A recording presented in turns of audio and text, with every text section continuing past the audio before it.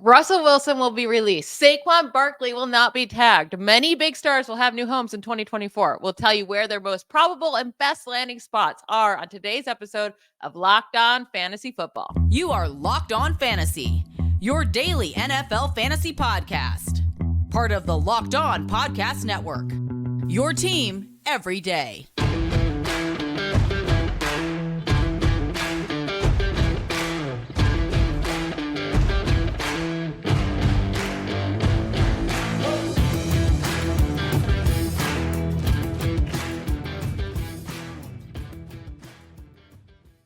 Thanks for making Locked On Fantasy Football your first listen every day. We are part of the Locked On Podcast Network, your team every day. I'm one of your hosts, Michelle Magdziuk. When I'm not doing this, I'm a researcher and fantasy analyst over at NFL.com. Vinny is not here today, and he won't be all week long. He's on an awesome vacation. But I'm joined by the fabulous Kate Magdziuk, co-host of Locked On Dynasty Fantasy Football Podcast and fantasy analyst for Yahoo and PFF. And, of course, my wife. Today's episode is brought to you by FanDuel. Make every moment more. Right now, new customers get $150 in bonus bets with any winning $5 bet. That's $150 if your bet wins. Visit FanDuel.com/lockedon to get started. Kate, I'm thrilled to have you on today. Always enjoy talking football with you. Today, we're just going to talk about the latest news around the NFL. I mean, we're getting bombarded with it, right? So let's start with a huge piece of news that we got yesterday. The Broncos let Russell Wilson know that he will officially be released at the start of the new year, which is next week, March 13th. He's going to be a free agent. I guess we saw this coming, right? We knew it was going to happen, but it's still a shocker that they're eating up so much cash for Russell Wilson. You said it yesterday. How much does Sean Payton hate Russell Wilson as well? But what would be your favorite landing spot for Russell Wilson when in terms of fantasy production, not just for himself, but the whole team overall? For the whole team overall, I think I've probably got to go with the Vikings. And they are one of the presumably quarterback needy spots at this point. Obviously, I think the best quarterback for the Vikings would probably be Kirk Cousins, but doesn't seem like they're necessarily on the same page yet in terms of Kirk Cousins' value. We'll see. And you know what? The good thing about Russell Wilson is because the Broncos are carrying his salary hit and paying all that guaranteed money for him this season, he could pretty much sign like a bare minimum deal with whoever he wants, at least for this season, and get a lot of that flexibility because the Broncos are already paying his salary. So I think financially it would make sense for the Vikings if they want to pursue that route. I think he'd be a decent scheme fit. And when we're looking at available, skill position players, like obviously there's the Falcons who have, some of the top skill position players at their respective spots between Bijan, Drake London, Kyle Pitts, even though there's been some ups and downs. But then you go to the Vikings, you've got TJ Hawkinson, obviously recovering from that torn ACL, but whatever quarterback plays for the Minnesota Vikings is going to be throwing to Justin Jefferson and Jordan Addison, which, like, if you're going to try to set a guy up for a bounce back season, what better team to throw him on than a team where he could throw to two of, these really talented wide receivers and one of the best receiving tight ends in the league when healthy. Yeah, so with Wilson, like obviously he wasn't the most productive over the last 2 years, or the Broncos would have kept him and not pay all this money to not have him. But the one thing he was really good at last year was utilizing play action. Under play action, when it was using play action, he had 121.5 passer rating last year. That was third among qualified quarterbacks, and he's thrown the second most touchdowns using play action since 2016, behind only Kirk Cousins, who you're just bringing up with the Vikings. But also the Vikings used play action on a league high percent of pass plays last year. So if we're talking landing spots for Russell Wilson, yeah, that would be a really nice one with Kevin O'Connell there. That would pretty much give him his best chance of making a comeback and getting back to his old self with all those weapons. You don't know necessarily it would be the best thing for Justin Jefferson and Jordan Addison and TJ Hawkinson. Like, I think keeping Kirk Cousins there would be better for them. But I think we also have to talk about the Steelers then, because I just brought up the play action numbers. You know who loves to use play action. The Steelers' new offensive coordinator. Yeah, Arthur Smith. I hate to I've even heard of say that his guy. name. That name just gives me a stomach ache. But yeah, the Steelers are stuck with Arthur Smith, so they better give him a quarterback that could succeed in his system. And we know Kenny Pickett couldn't succeed in any system. It doesn't really matter. But I know the Steelers are saying they're not interested in Russell Wilson, but I do think this would be I think this is a realistic landing spot for him if he wanted it and the team wanted it. I think this is actually a pretty interesting fit. And even from like a personnel perspective, if the Steelers are going to hold on to Deontay Johnson, which they can save a fair bit of money if they trade him this season. So I think they've already made it known if the right package comes available, they're open to the idea. But even if Russell Wilson is throwing to a tandem like George Pickens, Pat Freiermuth, and Deontay Johnson, I still think that's probably a step up on what he was utilizing there in the Broncos system. And on the play action note, I actually did want to bring up Russell Wilson's health history because after being healthy for pretty much the majority of his career, we've actually seen him deal with some injuries over the past 2 seasons. Obviously, his last season with the Seattle Seahawks, dealing with a finger fracture, that landed him on IR, missed some time. But even with the Broncos specifically, ended up getting a shoulder injury in 2022, had a pretty significant hamstring injury in 2022, even though he didn't miss time there. 2022, also dealing with a knee injury. And coming back this season, I think he looked healthier than we've seen in a decent amount of time. That translated to, I think, some of his ability to scramble, his willingness to scramble.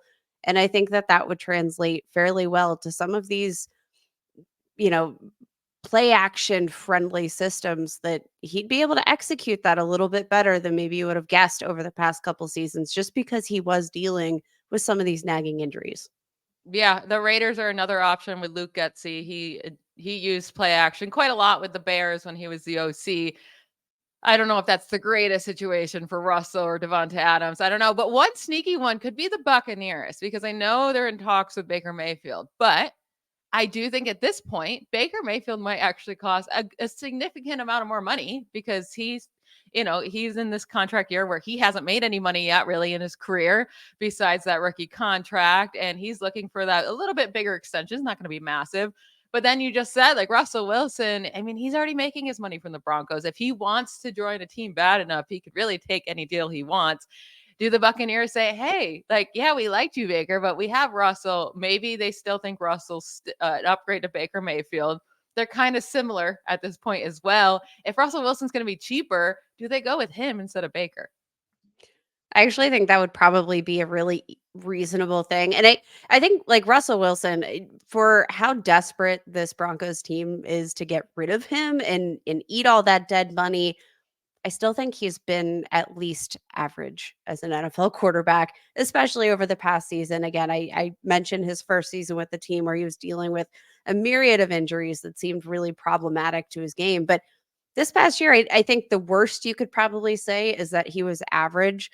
And, if you're kind of comparing apples to apples in that sort of range of quarterback, I think it seems really fair to opt with the cheaper option. And Russell Wilson, because he's being paid by the Broncos, has that flexibility to take a team friendly deal. And even if it's like a 2-year contract that's, maybe backloaded a little bit so that you have the Broncos fronting the bulk of the bill here, that could be a very big prove it opportunity in the right system. Yeah, and with Mike Evans, I mean, that's a perfect wide receiver for Russell Wilson. So that could actually be the one place that he could go to where I'd feel really good about maybe Russell becoming a good fantasy asset He again. Not made just Cortland Sutton relevant. I'm just yeah. saying. And then Baker, I mean, did a good job with Mike Evans. They have those big arms. Like, I think that's a better landing spot for fantasy than it is with the Steelers for sure. The Falcons are another option. They're desperate need for quarterback, but number 8 overall, they might find a way to grab one of themselves a rookie, or try to just find, someone a little bit more exciting than Russell Wilson at the moment. It'll be fun next week to see if we find out a landing spot for Russell Wilson. Maybe he takes his time, but you would think he'd want to get to a new home quicker, sooner than possible. So we're going to jump into another player that's going to most likely have a new home this year. So the Giants announced they will not be franchise tagging Saquon Barkley. He will officially be a free agent We'll talk through, can Saquon Barkley still be great for fantasy, and where our favorite landing spot would be for him if he does leave the New York Giants. This show is sponsored by BetterHelp. What's the first thing you do if you had an extra hour in your day? Read a book, go out to dinner, get a workout in. A lot of us spend our lives wishing we had more time. The best way to squeeze that special thing into your schedule is to know what's important to you and make it a priority. Therapy can help you find what matters to you so you can do more of it. I personally utilize online therapy over the past few years, and it's helped me so much with my anxiety, irritability. I cannot say enough good things about my experience with online therapy. And I truly believe that everyone could benefit themselves by going to therapy. If you're thinking of starting therapy, give BetterHelp a try. It's entirely online, designed to be convenient, flexible, and suited to your schedule. All you have to do is fill out a brief questionnaire to get matched with a licensed therapist. And you don't have to stress at all because you can switch therapists at any time for no additional charge. Learn to make time for what makes you happy with BetterHelp. Visit betterhelp.com/lockedon today to get 10% off your first month. That's BetterHelp, HELP.com/lockedon. So it seemed likely, Kate, that the Giants were going to let Saquon Barkley be a free agent. They franchise tagged him last year. It didn't turn out to be great. He didn't want to play on it. They gave him the 1-year deal, blah, blah, blah. He was fine last year, but just like he has been his whole entire career, he doesn't make a difference to the Giants and their record and how they perform. Like, that's just pretty much the running back position overall. Barkley was up and down last year. He did have a few weeks that were fantastic. Quite a few weeks, though, that were pretty miserable. Do you believe that Barkley can still be an elite fantasy running back moving forward with a new team? He just turned 27 years old, so it's not like he's that old. He's not that old, but I will say, I mean, you look at, the touch total, he actually ranks 10th among active running backs in total touches. So, he's not technically old, but for a running back, he does have some miles on the tires. Now, what I do think is Saquon Barkley, obviously getting up there in age for the running back position specifically, getting high in the touch total. But what I do think maybe we could see some growth from Saquon Barkley is in that efficiency. Over the past 3 seasons combined, he has averaged 0.78 fantasy points per touch. That ranks as the RB 43. And Michelle, do you know what running back he is tied with in that metric? I'm guessing it's someone terrible. It better not be Zach Moss. It's Zach Moss. No.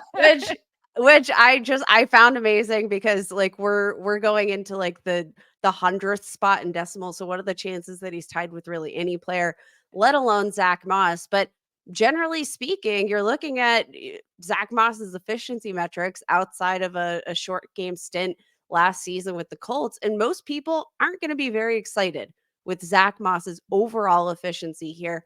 Now, thankfully, he has had a lot of touches. So, despite that relatively low fantasy points per touch average, at least he's getting enough volume. He's averaged, just over 13.5 fantasy points per game as the RB11, while averaging the 6th most touches per game in that span. So, I look at the situation. I look at Saquon Barkley, hasn't been efficient on a down-to-down basis, not the most consistent runner. And what you're banking on with Saquon Barkley is his ability to get these breakaway runs, which he gives you. He'll pop one off at any moment, but he needs to be in an offense that gives him more opportunities to do that. And I just don't think the Giants were ever the right offense to do that because they were trying to build the entire team around him. And let's look at like a guy like Derrick Henry versus a guy like Saquon Barkley.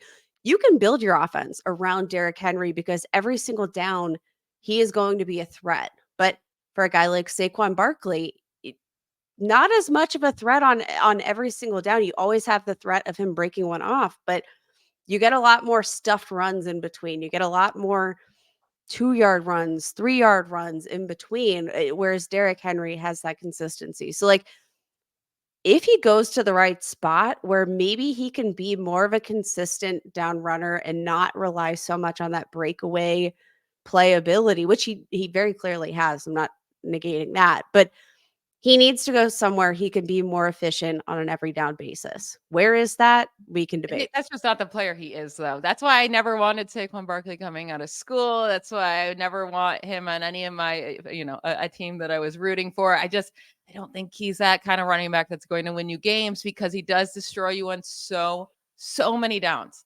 There's so many downs that you go out there and it's like first, second down, Barkley kills you because if he doesn't break one off, he's losing yards. And it's not just Barkley, right? He has been on a bad team with the Giants, so I don't want to like put it all on his shoulders. But he's not a guy that's making any difference for the Giants. We've seen that now how many years where they've just been a terrible team with him back there. I personally wouldn't pay him if I'm a team, but I'm sure someone's going to sign him and he'll get a middle of the pack deal. It'll be nice. I do think the Texans are a very interesting landing spot for him just because that offense is so open and with so many threats in the passing game and the deep passing game, it should open things up for Barkley, things he's never seen. Like he should have everything would be so much easier for him with the Texans and that offense than it was for the Giants. I like that spot for him. He would have a lot of volume. The Chargers, I think, would just be basically like switching teams. You have a way better quarterback in Herbert, but a terrible offensive line. Maybe the Cowboys, but I don't think they can afford him. I actually put down the Cowboys as one of my favorite potential landing spots. Now, again, I brought up the inefficiency. I just wanted to give a few more metrics here that just point out how inefficient he's been over the last 3 seasons. He is ranked 40th percentile or lower in the following metrics: PFF rushing grade, missed forced tackles, forced per attempt, yards after contact per attempt, zone rushing grade, receiving grade, missed forced tackle per reception, yards per route run, yards before contact, breakaway run rate is really the only thing Saquon Barkley has stood out. And what I'm looking for again is a dynamic offense that can take pressure off of Saquon as a runner and give him more space to have those every down basis. And I do think that the Cowboys kind of check all the boxes, right? You want a place with plenty of goal line opportunities? Check. You want an offense that's going to score a lot of points? Check. You want an offense that has plenty of receiving threats besides the running back? Check, check, check. Dak Prescott's a guy that's averaged, just under 6 targets per game to running backs over the past 3 seasons. But you mentioned the price tag. PFF projects Saquon Barkley with a 3-year, $36 million contract. That's a lot of money. And it's too much. I'm not paying 13 it's too million. much. Yeah. For 12 million. It's too much. I'm not doing that a year for a running back where Mm-mm. yeah, you can find someone cheaper that won't kill you as often. Like I get Barkley has that special ability to bring, home run hit any game, any play. But there's a lot of those guys out there that are fast, that can have breakaway runs, and then also a Yeah. lot of bad runs in between. We did get news while we were on this podcast right now recording that Michael Pittman Jr. was franchise tagged with the Colts. Nothing really to add for fantasy besides I think this is exactly where I wanted him to be. He's great for the Colts. This is great for Anthony Richardson to have that number 1 guy there. He was a volume hog, right? So many targets last year, and I don't see that really a reason to change unless they go super run heavy with Richardson and Jonathan Taylor. But I like this landing spot for Michael Pittman Jr. if he just stays with the Colts, and I think this is huge for Anthony Richardson when it comes to fantasy next year. Yeah, there were 2 wide receivers that I was really hoping would return to their quote unquote homes, and it was Michael Pittman and it was Mike Evans, and both of the Mikes are back, and I'm So excited much to for see a them. great free agency class of wide receivers. Mike Evans re-signed, and then T. Higgins and Michael Pittman got tagged. So really, like Calvin Ridley's the top franchise guy out there. Every guy that was good in free agency got tagged today. So if you were I mean, hoping for some don't let excitement your guy during free walk. agency, Don't let your guy walk. yeah, all that excitement in free agency we wanted and hoped for is gone. I will say, though, there's one wide receiver that maybe something could happen with him. He can have some movement. There's some rumors about Brandon Aiyuk maybe possibly getting traded from the 49ers if they can't figure out an extension.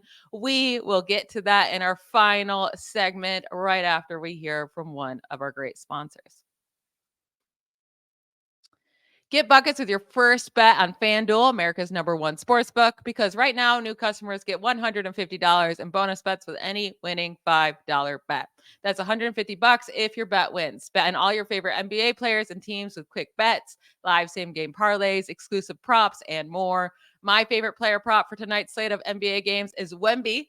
I cannot say his full name, so Wemby to have over 39.5 combined points, assists, and rebounds against the Houston Rockets. LeBron James came up just short last night. He needed 39.5 total points, assists, rebounds. He had 38. So I'm now 5-1 on my pick so far, but I think Wemby is going to get me back on track. So go with the Wemby over 39.5 combo points, assists, rebounds against the Rockets. To get in on the action, just sign up at fanduel.com/lockedon and get $150 in bonus bets with any winning $5 bet. Visit fanduel.com/lockedon to shoot your shot. FanDuel, official sportsbook partner of the NBA. So this is some rumors that I get very excited about, right? Like I'm on a 49ers podcast over at the Gold Standard Network, and I've been saying I'm kind of open to the idea of the 49ers trading away Brandon Aiyuk if they can get a first round pick, and not just like a last first round pick, like middle first round pick. I think this is the time to trade him away. Hey, do you believe these rumors, Kate, or do you think he's just going to stay with the 49ers? I think he's gonna stay with the 49ers. But hey, Boo, lame, you are the lame. resident 40. You just like the drama. You like Wait, the so if you were the drama. 49ers, though, would you extend Brandon Aiyuk to a big contract? Because this is my issue, is that he disappears quite often in games, right? He had 9 games with either 3 or 4 receptions. That's not enough. That's they're like that. I'm sorry. That's too many games of like that little usage. And I use like that 3 to 4 receptions because like that's a range where you're being involved, right? But not enough. And you cannot pay a guy $30 million to have 9 games with 3 or 4 receptions. He just disappears. And then also, why is everyone else in this offense being told, well, you're only good because Kyle Shanahan, you're in Kyle Shanahan's system. But then with Brandon Aiyuk, everyone's just like, oh no, he'd be so much better if he was away from Kyle Shanahan. He would be a true wide receiver one with actual great volume, and he would benefit from getting away from all these weapons. Why is he the only one that gets that benefit? I'm not saying he's not good, but you don't pay Brandon Aiyuk, Tyreek Hill money if you're going to not target him 8 plus times a game. I want closer to 10. If you're not going to give him 160 targets, if he's not going to be the focal point of your offense week in and week out, he should not be getting 28, 29, $30 million like a Tyreek Hill. It just doesn't make any sense. I mean, this is like a Kyle Shanahan problem, so I'm not gonna totally get into that because we can get into game management situations and does he always like obviously the scheme is dead on, but game management always been a problem for Kyle Shanahan. But again, that's an issue for a totally different podcast. But And it's not, I we want to just like be clear here for a second. It's not saying that Brandon Aiyuk couldn't be a focal point of an Mhm. offense, couldn't get 10 targets a game, but in this offense, he's not going to be utilized that way. So it makes no sense for this team to pay him that amount of money. So I think what I'm understanding here, Michelle, is you're saying if the 49ers shouldn't sign Brandon Ayuk to a top of the market contract, that you are saying there are no players, maybe besides Christian McCaffrey, that they should sign a top of the market contract for. Is I that mean, correct? kind of, right? At least on the offensive side of the ball. If you can find all these, they found Brandon or I like Brock Purdy in the 7th round, Devo in the 2nd, George Kittle in the 5th. Like these guys, they've been drafted. It seems like you plug and play them, right? And I know it's not that easy. And there's been a lot of wide receivers that Kyle Shanahan has drafted and missed on. But at the same time, I don't get why everyone else is told they're replaceable, especially like Brock Purdy. Like, oh, it's just because of Kyle Shanahan. But yet, Brandon Aiyuk, it's because of Brandon Aiyuk, and actually he's being held back by Kyle Shanahan. That doesn't No, make sense to me. I don't think you can really like I mean, we've only seen Brandon Ayuk play with Kyle Shanahan. We can't really we can speculate about how he's going to fit with a different scheme, etc. But all I can look at is what he's done with Kyle Shanahan. And I think all in all, I'm looking at Brandon Ayuk and I think he's performed like one of the best wide receivers in the NFL. Maybe not the most consistent And to your point, like if you're not going to involve this guy on darn near an every down basis, maybe he's not worth paying. But do I believe he deserves to get paid by a team and work as a wide receiver one? Absolutely. By a 98th team, not the percentile 49ers. by a team. That's totally fine. 98th percentile in PFF receiving grade over the last 2 seasons. 86th percentile in separation percentage against single coverage. 91st percentile in yards per route run. 64th percentile in yards after the catch per reception. He has outpaced Deebo Samuel in pretty much every single metric except yards after the catch per reception, where Deebo ranks in the 99th percentile. And you know why? Deebo doesn't It's cost $30 million a year, though. He because is Deebo Samuel ranks 6th percentile for average depth of target. That okay. is Yes. why. Hold on, real quick, Totally because different we're receivers, running out but of time here. I just want to Mhm. say Deebo is the focal point of this offense a lot of times, right? The reason why you pay Mhm. Christian McCaffrey is because he's the entire focal point of this offense, and the offense runs through that. But the next guy up is Deebo. And then George Kittle and Brandon Aiyuk split games. So you're talking third guy as a focal point, and it's split. So it's third or fourth. You just can't pay $30 million for that. But I do think Aiyuk deserves to get paid somewhere, right? So my favorite landing spot personally would be the Jaguars because they have the perfect draft pick. It's pick number 17, perfect for the 49ers. I think that's a great little spot for them to get that pick for Brandon Aiyuk. And then you're talking about the Jaguars. The top 3 wide receivers are gone in the draft at that point, most likely, unless something crazy happens. So then at that point, they're saying, would we rather Aiyuk and pay him or have the 4th best wide receiver in this draft? That's probably like Brian Thomas Jr., right? So they're comparing those 2 things. But I think Brandon Aiyuk could be so good for Trevor Lawrence. In that system, he'd be the clear wide receiver 1. I think this would be a great spot for both Aiyuk and for the team. And then it also makes sense with the draft pick for the 49ers. I actually wrote down the Jaguars as my favorite landing spot for Brandon Aiyuk. And it also comes down to money as well. So, like, you look at who they're losing on the outside, right? It's Calvin Ridley. Is Brandon Aiyuk a huge upgrade over Calvin Ridley in Yes. terms of consistency, in terms of literally everything? Yes. Yes. They're projecting, PFF is projecting Calvin Ridley, by the way, for a 3-year, $55.5 million contract. If Brandon Aiyuk doesn't get at least that plus, I'm going to be very disappointed. But even from a cap space perception, like you look at the Jaguars, they rank middle of the pack in available cap space over the next couple of seasons. They have the appropriate draft capital. If they were to re-sign Calvin Ridley, that 3rd round pick right now that is sort of in place right now for the Calvin Ridley trade from the Atlanta Falcons would be upgraded to a 2nd round pick. If I'm going to have to pay the guy and give up a draft pick, I'm just going to trade that 1st rounder for Brandon Aiyuk and give out the same contract because I think the gap between Calvin Ridley and Brandon Aiyuk is so significant. I do think Brandon Aiyuk should get paid. To your point, should it be by the 49ers? I don't really know. I personally am of the belief that Ayuk is a better receiver than Deebo, albeit a very different type of receiver and a different type of Brock Purdy's usage. stats with with and without Aiyuk on the field compared to with and without Deebo on the field are drastically different. So his production drops off drastically without Deebo on the field. His production actually got much better anytime Aiyuk wasn't on the field. Now, small sample size without Aiyuk on the field, and this isn't just talking games he missed. It's on off the field next gen. Stats here. Brock Purdy had 104 passer rating with Aiyuk on the field, 132 with him off. He threw all 12 of his interceptions with Aiyuk on the field, threw 0 with him off, 5 touchdowns with him off. So his completion percentage went up, his yards per attempt went up without him. Aiyuk missed 1 game this past year, and Brock Purdy had a fantastic game. 310 yards, 2 touchdowns, 0 interceptions. And we know what happened when Deebo missed the games. It was real bad for Brock Purdy in that 49ers offense. So I don't care. I don't care that Aiyuk had more of the total yards at the end of the year. I think Deebo is much more important to this offense overall. And I think, again, Aiyuk is a very good wide receiver, just shouldn't get paid by the 49ers. One other spot that I think interesting, it's the Texans at pick number 23 because of Bobby Sloak still there, and he's coming from the 49ers system. So he knows Aiyuk very well.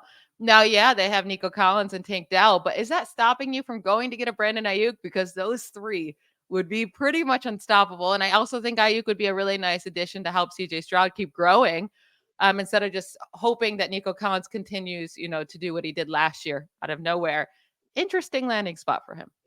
Could be interesting. Also have to mention the Chiefs because the Chiefs are a part of the conversation. Would the 49ers trade him there, though? I don't think anybody wants to trade anybody to the Kansas City Chiefs. So it is a pipe dream. But man, their biggest weakness is along the outside. Obviously, you have Travis Kelce and Rashee Rice who work the middle of the field as well as anybody. And they haven't found an answer on the outside. Like Brandon Aiyuk would be such a smash fit. I will say, though, it might be system, embarrassing for them, and they'd be admitting fault, even though they just won back-to-back Super Bowls. But they could have just paid Tyreek Hill and kept him, and now they would just have to trade for Aiyuk and then also pay him pretty much what Tyreek Hill is getting. So yeah, back-to-back Super Bowls without Tyreek Hill. I don't think they have too many regrets, but I do think they still need to find an answer in the coming season. Maybe it's through the draft. This is a great, draft class for wide receivers. But either way, the lesson here is #pay Brandon Aiyuk. All right. That is it for today's show. Thank you, Kate, for joining us. Make sure to go listen to Locked On Dynasty Fantasy Football podcast with her and Marcus Mosher. They host an episode every single day, Monday through Friday over there. Go check them out. Thank you to you all for making Locked On Fantasy Football your first listen every day. Every dayers. I'll be back tomorrow with another awesome guest. Don't miss it. Bye, y'all.